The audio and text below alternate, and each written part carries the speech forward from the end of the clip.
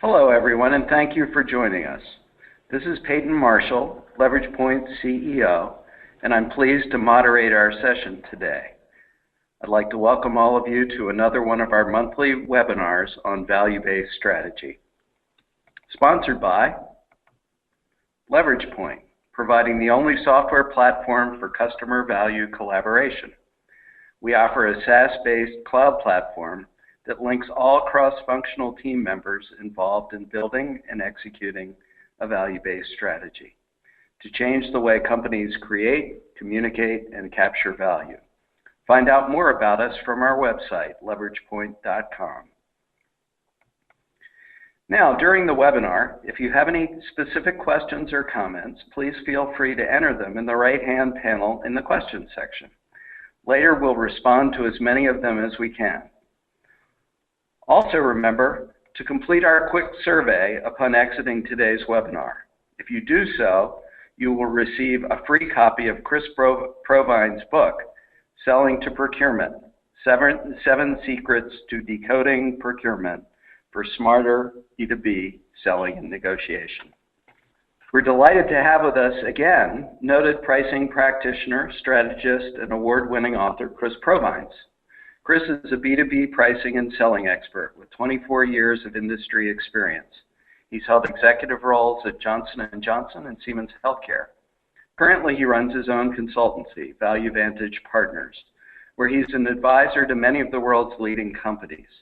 He shares his expertise and trains clients in the areas of strategic pricing, value selling, and sales negotiation. Chris is an author of multiple books on strategic pricing, including Selling to Procurement, Healthcare Value Selling, and Strategic Pricing for Medical Technologies. We're privileged to have Chris as a member of the Leverage Point Advisory Board. He's also an award-winning adjunct professor at Rutgers University, teaching, among other things, global procurement.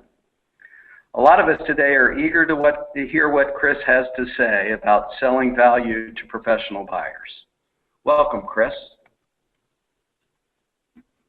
Thanks, Peyton. Thanks for having me, and thanks to the Leverage Point team, and most of all, thanks to all of you out there. It's great to be with you and spend this time with you. And good morning if you're on the West Coast, and hopefully it's lunchtime on the East Coast and you're enjoying some lunch. So let's talk about the 5 myths of selling to professional buyers. It's often a topic that many people, both sales and marketing, wonder about. Who are these professional buyers? How do they behave? So we're going to go through what I call the 5 myths of selling value to professional buyers. We'll talk about some of the missteps that many salespeople make with buyers and go through how to deal with those. Importantly is really understanding value through the eyes of the professional buyer through procurement. So what do they see as value? And next we'll talk about the future of buying and what the implications are for B2B. There's been change in many, many industries in how they buy and how they purchase. And I like this quote on the left-hand side of the page. It's a seismic shakeup is altering the relationship between buyers and sellers, and industry after industry buyers have become more demanding, questioning price, choosing generics, and negotiating harder. I mean, when I saw this quote from a book cover, I thought, oh, this is sounds a lot like 2015. But when you step back and looked at the book was actually published in 1995. So these issues that we're dealing with these days, generic sizing products and services, buyers becoming more demanding, buyers questioning your value, questioning your prices, buyers negotiating harder. These aren't new concepts. In fact, you can go back in the academic literature, and this has been around since the 60s, so it's not new. I think what is new, and this is part of what we'll talk about today, is professional buying or procurement organizations in many, many B2B industries is really evolving. And as Peyton mentioned at the beginning, I teach at the business school at Rutgers. One of the courses I teach is global procurement and strategic sourcing. If you go to many, many universities, they have supply chain programs. Many of them have majors now focused on procurement. There's a number of MBA programs with a focus on procurement. So I think we're really at a tipping point where the procurement function will become much, much more important in the future for many, many companies and many, many industries. And I think that has significant implications for sellers, for sales teams, for marketers, and for pricers. You say, well, what's new? What's really driving this? And I think there's a couple of macro drivers here that are really causing this to occur. First is globalization, obviously, is changing how and where companies procure things. It's bringing about low-cost country sourcing, low-cost players, some generic and disruptive players in many industries. There's pressure on costs and growth across industries, so your customers are looking to reduce costs but also grow quicker. There has been a growth in outsourcing and something in the procurement world they would call solution sourcing, which is more and more sellers are not selling just widgets or a particular service. They're actually selling an entire solution. We're moving from selling a product to outsourcing entire functions, outsourcing big parts of the value chain in businesses, and that requires a different level of sophistication in buying. And then across industries, what is happening as well is there's a growing complexity and risk in the supply chain, and this is forcing companies to get smarter about how they buy and be much, much more professional about how they buy goods and services. It also is changing the nature of the relationship between buyer and seller. So if you look at the macro drivers, at least as I step back, what was clear to me is procurement is going to be much more important in the future than it is today. It's important in many industries today. And particularly for sales organizations and marketing teams, this has a lot of implications. So we're going to talk about what's really needed from a selling and marketing perspective in this new environment. So whether you're in healthcare, whether you're in some other B2B industry, across all kinds of various industries, professional buyers have played a much more important role, and they will continue to play a much more important role. So the group that usually feels this the most is the sales team and to some extent the marketing team. So I think there's a new level of confidence that's needed for the sales team in dealing with procurement. And so over the past few years I've trained a little over 4,000 salespeople, and I often get a lot of questions about professional buyers and about procurement organizations, and there's these common myths that have come out of these questions. And I'd like to go through 5 of those with you and talk about the myths, talk about what it means for you from a sales and marketing and pricing perspective, and at the end we'll have some time for some good discussion, dialogue, and questions, I hope. So myth number 1, price is the most important buying factor for procurement. You see this sometimes. There's a couple of interesting articles that I have here on the page. One is very recent. It's from Forbes. The blog or article was about procurement departments negotiating too aggressively. This is more in an outsourcing context, looking at the outsourcing arrangement between buyers and sellers. And the author there is making the point that often procurement is missing the big picture and is negotiating far too heavily on price, and that causes some downstream issues. Likewise, there's an article that was published in Supply Chain Management Review about the changing procurement practices over the time at Chrysler by a researcher called John Henke, who's done a lot of work in the auto industry, and by his estimates, the poor supplier management and the negotiations and the behavior of Chrysler from a supply management perspective has cost them $24 billion in profits over the past 12 years. So a pretty big number. So you often hear out in press of these numbers, and I'm sure you probably have felt it yourself if you're out selling. And what probably comes to mind is, boy, these procurement people really don't get it. It seems like they're only focused on price. Well, that I think is a myth for the most part, and we'll dispel that. There are instances when they do negotiate too heavily on price. But when I read these type of articles, what hits my mind and what makes me think about is, well, where is the seller in all this? Is this just the buyers attacking the suppliers, or do we have the suppliers not doing what they're supposed to be doing, and they don't have the insights they need to be successful? But from a myth perspective, if you step back and you look at most procurement organizations, and if they were honest with you, they would tell you up front that yes, one of their big goals is to drive savings and to take costs out. Often that occurs through pricing. But more importantly, things like risk management, about managing the risk in the supply chain, about anything that will impact the reputation, the image, of a company as a result of poor supplier practices. Those are the type of things that would get you fired in procurement. It's not often not saving enough money. So if you're supposed to save 5% and you only save 4.5%, that's not going to get you fired in procurement. But what is going to get you fired is making a really dumb supply decision, cutting corners to save money that either creates a supply disruption, creates image risk for your company, or creates some other kind of risk or disruption in your business. So we're going to talk a little bit more about this myth. And what does the research say about this? So there's some important insights from Selling Value that research says about this, and this was recent research that was done by Anderson and colleagues. Personally, for me, this has been, I've also found this in practice to be very true as well. So the first part of the research is, measurement and goals drive behaviors. That's like not an aha, but from a procurement standpoint, what does it actually mean? Buyers with an incentive to stay within budget typically prefer a lower priced, lower value offering, so they're unwilling to take on more expensive offerings that might be higher value, higher risk, or higher value, higher price.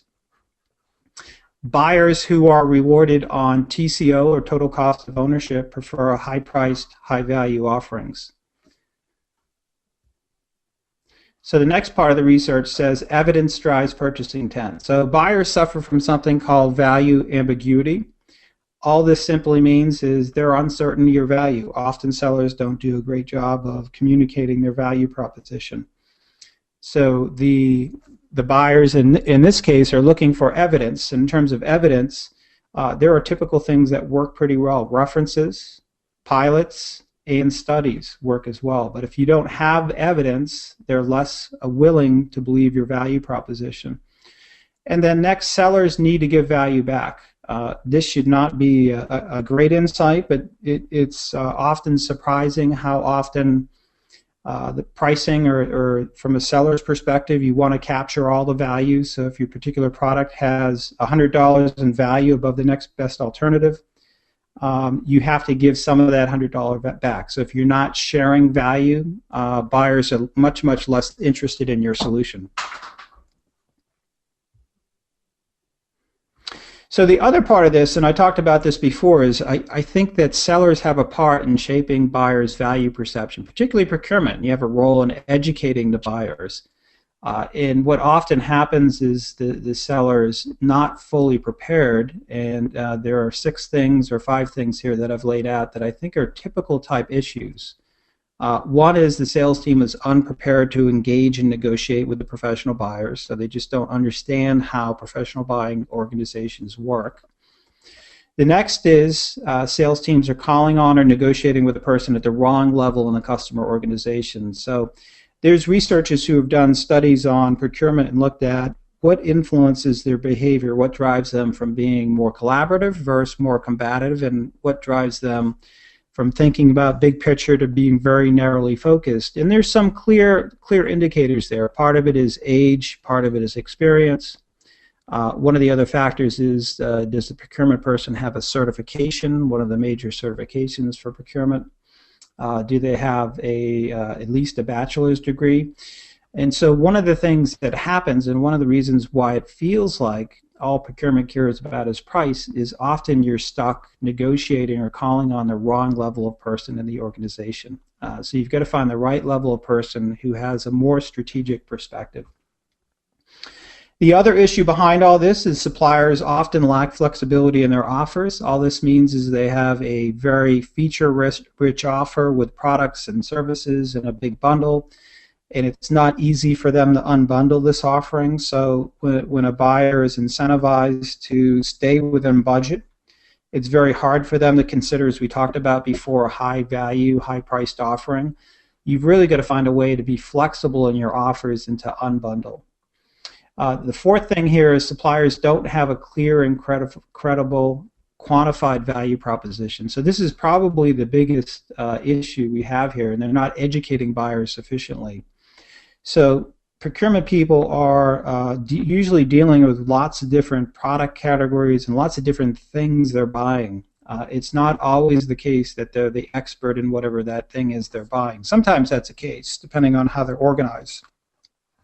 But oftentimes, you need to translate the features and benefits of your solution into what it actually means to the business and use that as a tool to educate them. And at the end of the day, it's really about helping them make more educated buying decisions.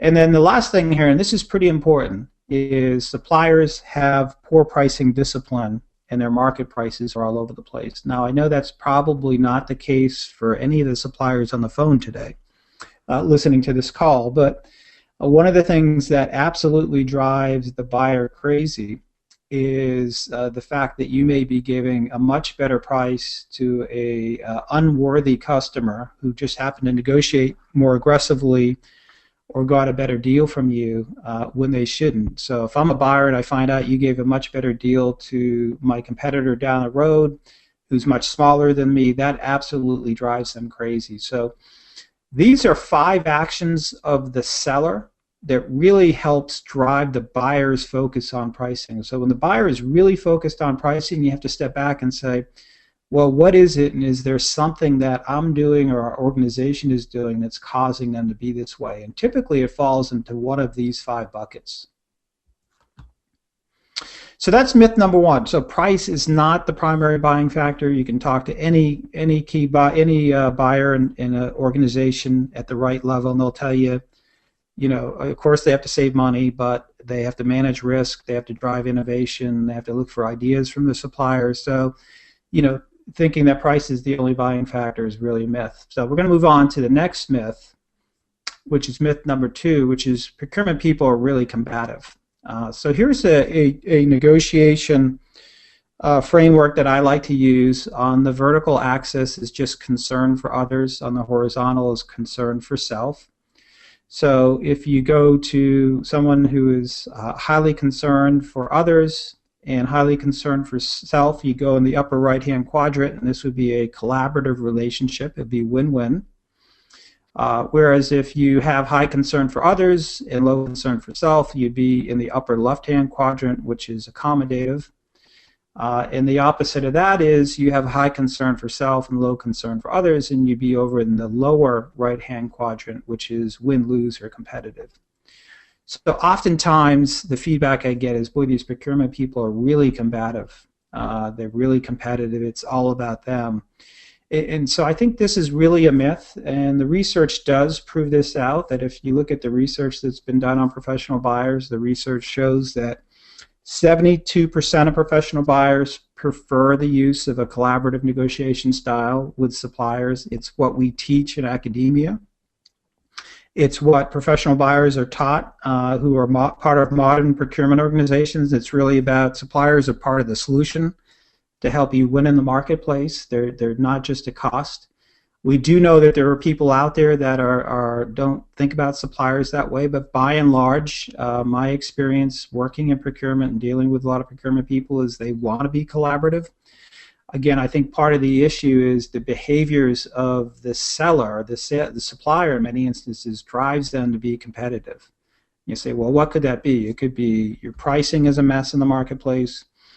It could be your salespeople don't know how to be assertive, that they don't have a high concern for themselves and their company and their margins, and that they're willing to give in too quickly and not try to push for collaborative solutions.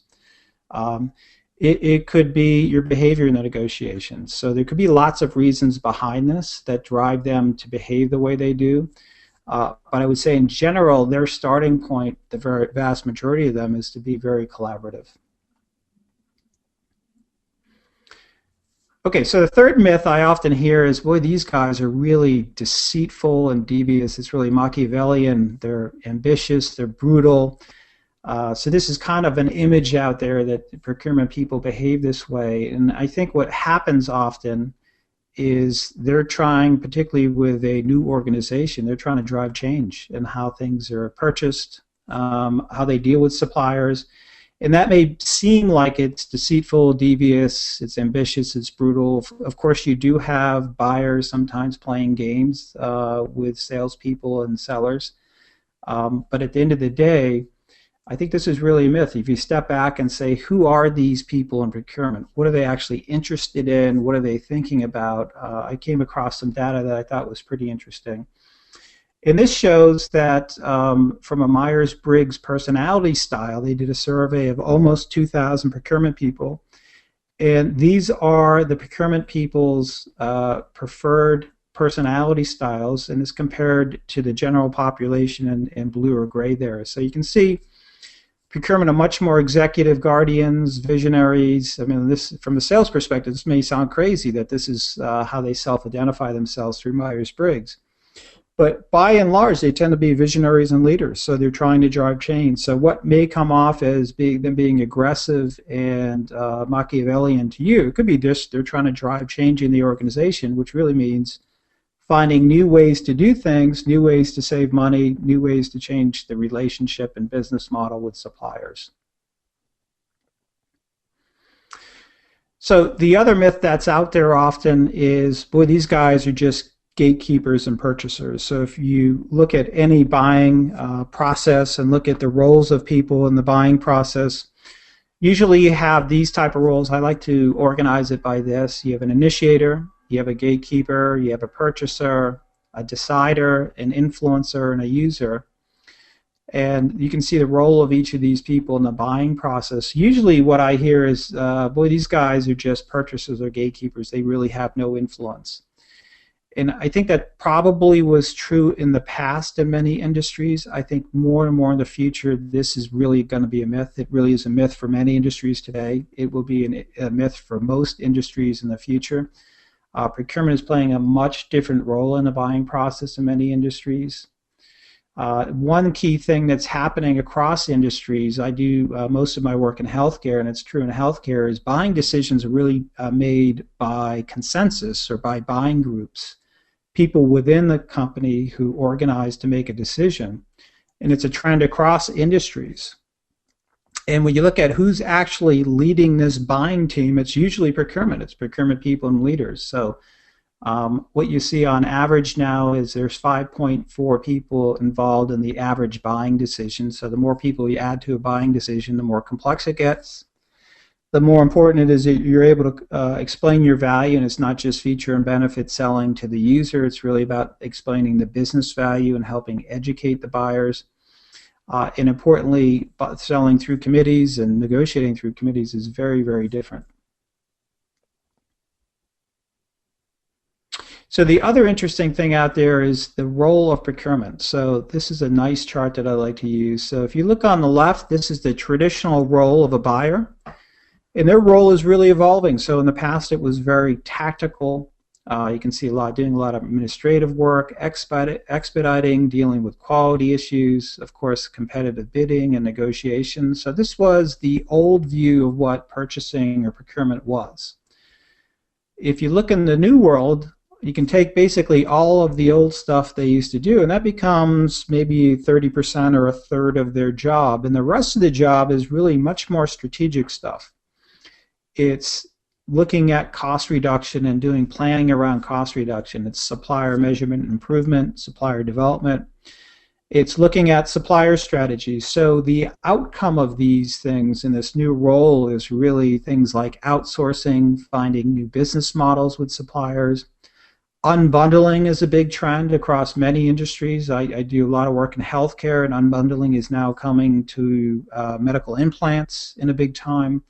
It's gone through legal procurement in many industries. It's gone through media and advertising. There was just an article in the Wall Street Journal about this.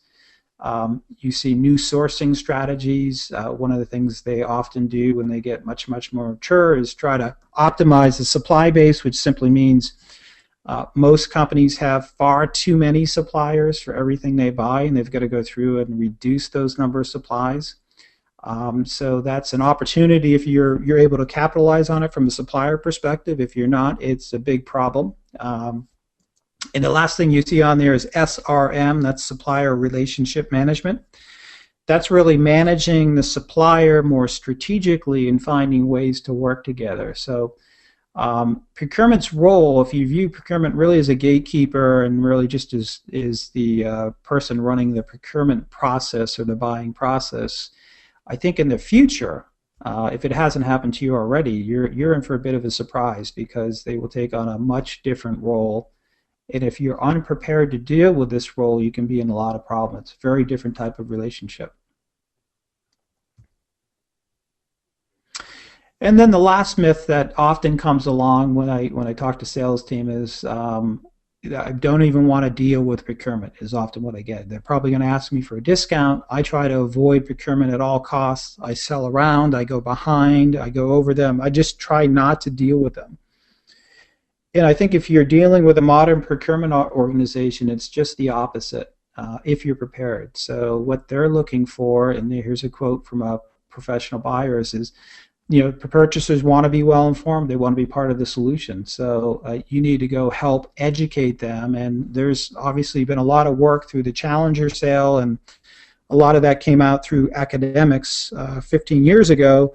The need to educate buyers and better educate people and provide insights as people are moving along the buying process. This is what's going on here. And purchasers are no different. They need to be educated. They want insights. They want to be part of the solution. So thinking about that from the context of the buying stages or buying process, here's a very simple buying process that many organizations go through. I usually use 6 steps, but I've shortened this to 4 to make it simple. But here's what buyers go through. The first stage is problem opportunity or problem recognition. The next stage of the buying process is analysis, search, and strategy. The next step is evaluate and select. And then last, they negotiate, implement, and optimize. So this is a typical buying process. If you go pull out a procurement book, it looks something like this. If you go to your customer's website and look at the strategic sourcing or procurement page, you're likely to see something like this. It usually is more steps in this. I've shortened this to fit it on this page. But at the end of the day, there's a couple of big insights from this. When do buyers want to be engaged, and when do they want to hear from their salespeople? This is the percentage of time they want to hear from salespeople. So what you take away from this is very early in the buying process, and a lot of this in the upfront part of it, where there's problem opportunity recognition and there's analysis and strategy formulation from a supply management perspective. 70% of them want to see the salespeople up here because they want to be educated on what are the insights around what they're buying, what should they be doing differently, what are new opportunities, how can the supplier help them grow their business, how can the supplier help them find new and different ways to take costs out, to have different types of relationships. And it's the downstream stuff, the evaluate and select stages and the implement and optimize, where they want to see less of the salesperson. So procurement people, it's really a myth that they don't want to see salespeople. They want to be educated. Now, you have to do this in the right way and have to be well prepared in order to do this. But this is definitely something they're interested in, is being educated. So stepping back, I went through the 5 myths. What are the implications for sales, marketing, and pricing? I think there's some important implications here. First, if your sales team does not have at least a basic understanding of how a modern procurement organization works, you're going to be in trouble. You just got to understand what are their goals, how do they operate, what are some of their strategies. I'm not suggesting you run out and hire a consultant or a training firm to do this. When people ask me, how do I do this? Of course, I'd love you to call me and hire me. But my first step, I tell them, is go talk to the procurement people in your company and see if they have the time and they can come out and talk to you and talk to your sales team about how procurement works, what are the goals, what's the process, what do they look at, and get some basic education. You don't have to spend a lot of money on this. My guess is most of you on the phone have an excellent procurement organization and well-qualified people in your company who could come out and actually do some very basic education of your sales team at basically for free. The next one should be really obvious. Procurement has value ambiguity, so they're looking for a well-quantified and substantiated value proposition. So if you're talking features and benefits, you're talking technical jargon, that's going to really go nowhere with professional buyers. It's not something they want to understand. It's not something they should understand. What they want to know is, what does it actually mean for their business? How is it going to help them grow? How is it going to help them take costs out? How is it going to help their competitive advantage in the future? And if you're not able to connect those dots, you're not going to be really successful with them. The next we talked about a bit is really having flexibility in your offers to deal with different buyer needs, different behaviors, and different situations. So the buyer who, for whatever reason, sees your supply item as something non-strategic for their business, or they just want to stay within budget because they have fiscal pressures, if you're selling a much higher value, higher priced offering, you're going to have a hard time with that. So you've got to find a way to unbundle that offering and approach them with a different type of offering. The next one down here is really important. You'd be surprised about how many times when I go to the buyers tell me about how upset they get when they see that companies are mismanaging their pricing and giving much lower prices to other less qualified customers. It really destroys relationships and hurts the supplier's credibility. And as we talked about earlier, one of the reasons why procurement is negotiating so hard is because they've learned through experience, they've been taught by suppliers that someone else has got a much better price that they shouldn't have, and I need to negotiate really hard to get the same kind of price. So part of it is actually testing you. So if you're in a company that has undisciplined pricing, your pricing is kind of a mess, it's going to be really hard to be credible with professional buyers until you get your hands on that, get that organized and much better arranged. And then lastly, the last thing here I'd give advice to is develop a proactive playbook to be able to engage in, interact with in a very credible way with professional buyers and help educate them. At the end of the day, their job is to help their companies make better buying decisions, take costs out, reduce risk, work with suppliers who can help give them a strategic advantage. And so to the extent you can connect those dots for them, you should be out there doing that. You should be out there educating them. Okay, so I think that's the last slide. So we'll take questions now, Peyton. Thank you, Chris. Excellent presentation. We have a few questions that came in during the webinar. And by the way, there is still time to enter your question on the panel on your screen. While you're entering, just a few words about Leverage Point. A single collaborative platform for great value propositions for sales use. It's all about team. Good value propositions aim for the right people to deliver the right message to the right audience at the right time. Our cloud platform is readily usable by sales. A dynamic value proposition can be both more flexible and more effective than a static PowerPoint deck. Sales teams deploy simple, tailored value propositions with strong value headlines, easily changed by sales for customer specifics, with consistent graphics and messages, and with ready access to information and the ability to drill down into quantified value as appropriate. We see our customers building trust in sales teams as they validate an offering's value through consistent sales conversations with accessible collateral supported by Leverage Point. Thanks. I see we have some great questions. A reminder that if you complete the webinar survey, you will receive a free copy of Chris's book, Selling to Procurement. So, last chance to add to the list. And first question, yes, everyone will get a copy of the presentation slides as well as a link to the recording. So, first question for you, Chris. Should a product seller save its value proposition for the procurement discussion or use it earlier?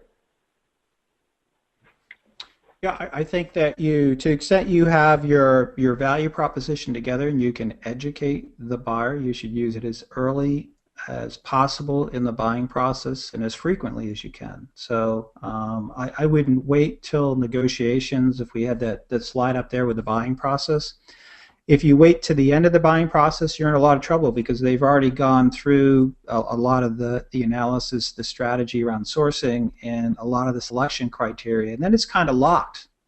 And it's hard at that point to pull out of your back pocket. Here's my value proposition. Let me tell you about it. You've lost the big opportunity. So it has to be upfront and early, and your goal should be to educate them as much as you can and help shape the buying criteria.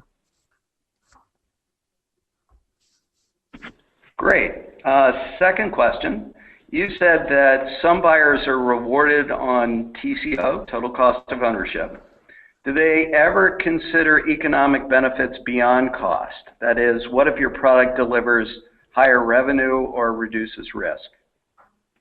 Oh, absolutely. Yeah. The important thing that I often tell salespeople is you ought to, if you can, sit down and have a conversation. Just ask them what their goals are for the year. And often you'll find more progressive organizations will count things beyond just cost. So they'll count revenue. So if you can help their business grow, if you bring in innovation that you can help them with, you change the business model in some ways. So using TCO sometimes is a bit of a misnomer. Sometimes they're looking for often total value. And if you talk to savvy procurement people who've been around for a while, what they'll tell you is, listen, going out and negotiating and saving a few pennies on something is actually pretty boring. It gets pretty old quickly. And it's really the opportunity to do something unique and different with a supplier to either help grow revenue, find new innovation, or do completely new business models is what gets them excited. Now, that's a certain type of procurement people, but I think you're going to see more and more of them like that.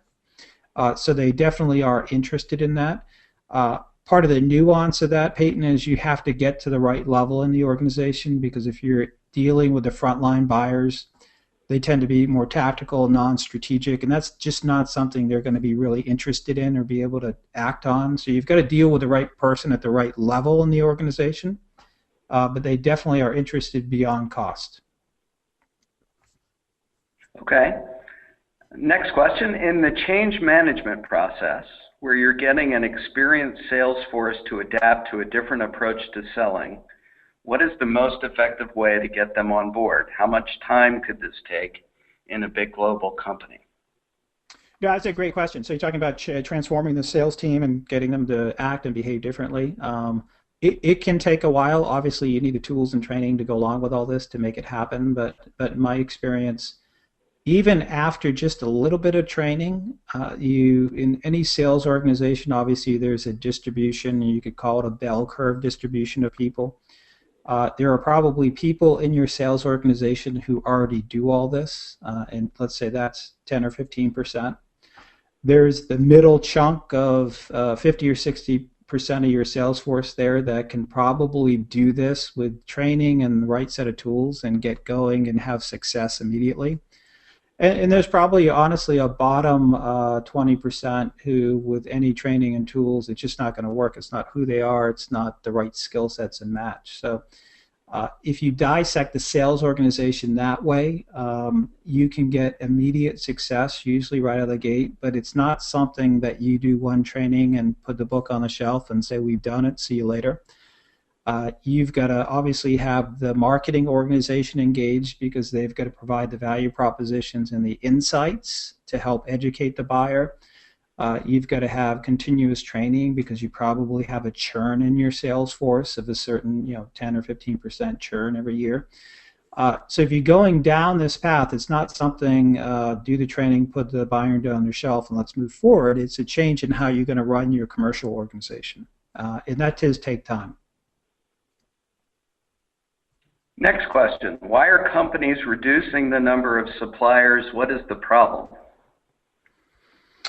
Oh, it's a great question. So every time, if I'm buying, let's say I'm buying a widget, I know a widget's non-descriptive, I'm buying a widget and I have 20 suppliers, if I can get that down to 2 or 3 suppliers, I get immediate cost savings, because I have much greater leverage with those 2 or 3 suppliers. So I can consolidate my volume and give it to a few suppliers, and you all on the phone would agree that you'd probably give me much better pricing if you had 1/20th, if you had 1/3 of my business than 1/20th, right?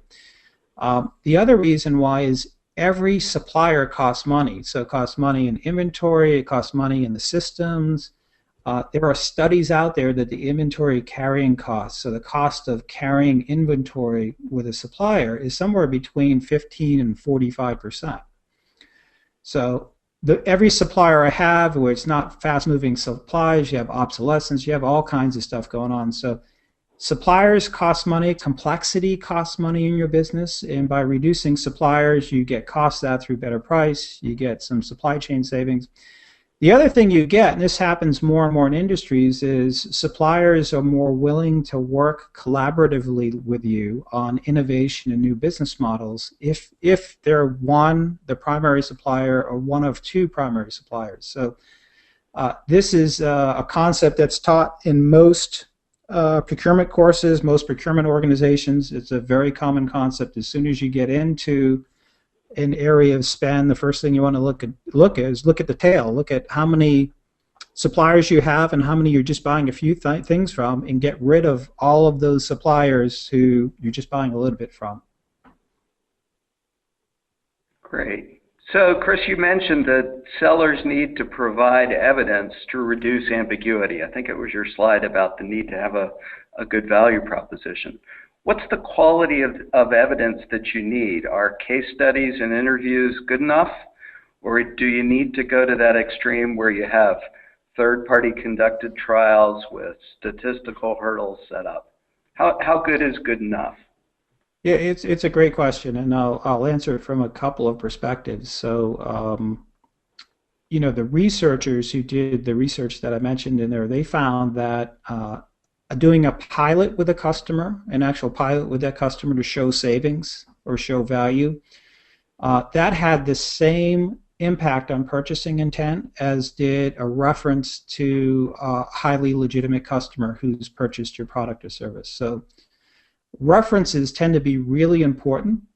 I've done a lot of work in healthcare, and when I talk to buyers about randomized, double-blinded controlled studies, first thing they say, yeah, that's nice, but that's all biased because that was sponsored from the manufacturer.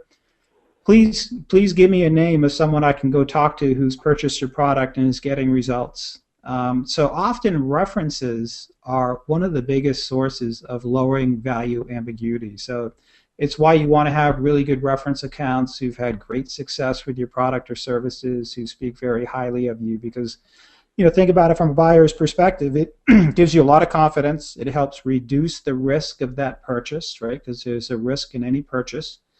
And you're not hearing from some sponsored trials, which could be quote-unquote doctored information. This is actually a real-life customer who's implemented your product.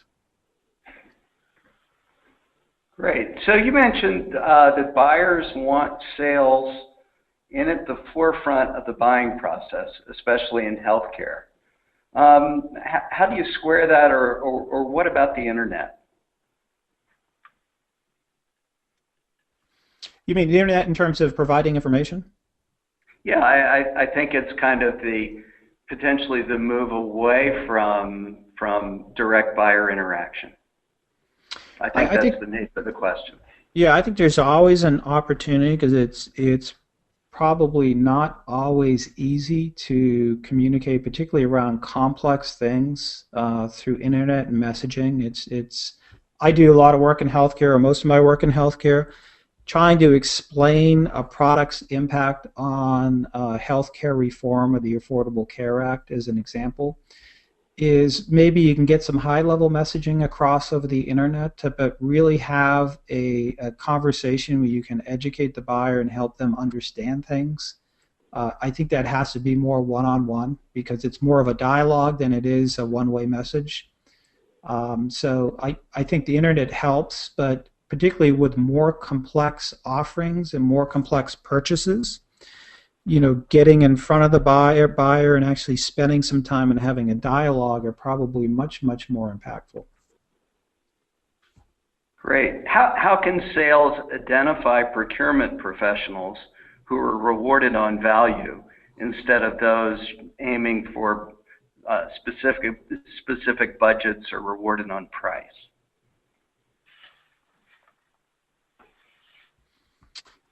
Yeah, this may sound dumb, but I would just ask them. So if you're working on, if you're working on an opportunity, it actually will show know how they work a little bit, right? So if Peyton, you were the purchasing person, and we were working on an opportunity together, an RFP just showed up, or I know you're working on an RFP that will come out in a couple months, I would just have the conversation and ask, how are you going to make this decision? What's your criteria? What are you looking at? Is it total cost of ownership? Is it lowest price? Are you looking at value beyond total cost of ownership? How are you guys thinking about it? And get them to talk about it. And if there is just a price conversation, you say all you care about is price, okay. Then you have to go back and try to figure out, can you undo your offering and strip out things and get to a lowest price possible without disrupting your market pricing. But ask the question. And if you ask it in the right way, it'll actually make you look good, because it'll show you understand who they are, how they operate, how their business process works, what they're looking at. And if they say it's just price and you think you have a ton of value beyond price, that's your opportunity to educate them. Great. Can you provide an example where bundling or unbundling helped close a difficult sale?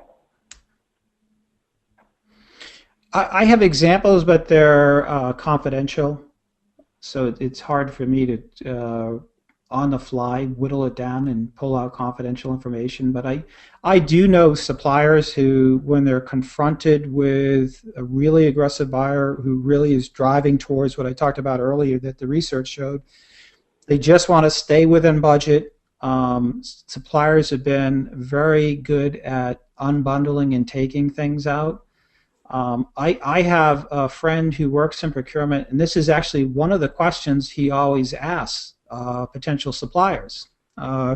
Pre-RFP, he'll just ask them, hey, listen, what can I do for you to help you lower your costs so that you can lower your price to me?